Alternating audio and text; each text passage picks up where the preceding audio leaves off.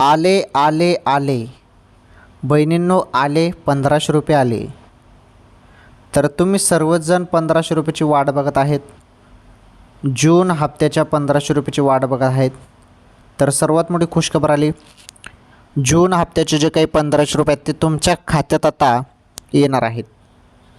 कोणत्याही क्षणी तुमच्या खात्यात 1500 रुपये जमा होणार. कोणत्या क्षणी पैसे जमा होणार, त्यामुळे थोडी वाट बघा.